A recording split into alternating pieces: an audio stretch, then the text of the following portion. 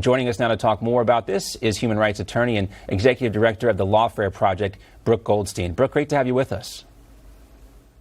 Thank you for having me. I want to talk about some of the language that is used here in this country by elected officials and the media to describe what's happening over in the Middle East. And we often hear the Squad, AOC, Rashida Tlaib use the term apartheid state when referring to Israel. Talk to us about why that is so problematic and offensive, really, to a lot of Jews.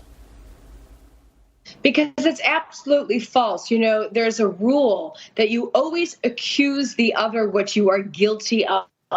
And I think anyone who understands what's going on in the Middle East knows that the real apartheid is the race, gender, and religious apartheid that happens in every single Muslim majority country, and as well as the black slave trade that's happening in Muslim majority countries.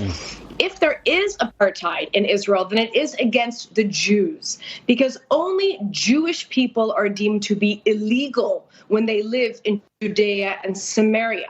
Products produced by Jewish distributors are deemed to be products that are illegal. So all of the so-called apartheid accusations, it's really how Jews are being treated. Jews are banned from entry into areas controlled by the PLO because they cannot promise security and safety. And we've gone into that, a lot about how there is no real legitimate government inside these Palestinian territories where the Palestinians live, I should say, in Gaza and the West Bank. They don't have the moral authority from the people there, and that's why they elected Hamas to be their leaders in 2006. But I want to focus more on what's going on here with some of this language. Again, you hear, especially that New York Times op-ed where they had to change the headline, where they say that, by doing these anti-Semitic attacks, you're proving Republicans' points for them. But, you hear some people say being anti-Zionist is not the same thing as being anti-Semitic. But there really isn't any difference with a lot of these folks, is there?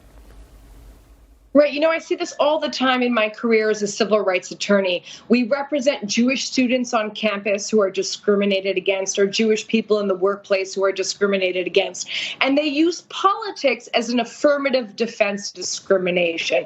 I don't like what's going on in Israel. I'm an anti-Zionist. Therefore, I'm going to discriminate against you because you're Jewish. Right. That's called racism. Okay, Zionism is the ethnic, cultural, and religious identity of Jews. No non-Jew has the right to tell us what our culture and identity is. And if you treat a Jewish person differently because of their identity, then you are racist. You are a bigot. It's that simple. It really can't be any clearer than that. You would think it would make more sense to some of these folks, but it doesn't. Thank you so much, Brooke. Thank you for your time. We'll have you back, of course, because this, unfortunately, is not going away.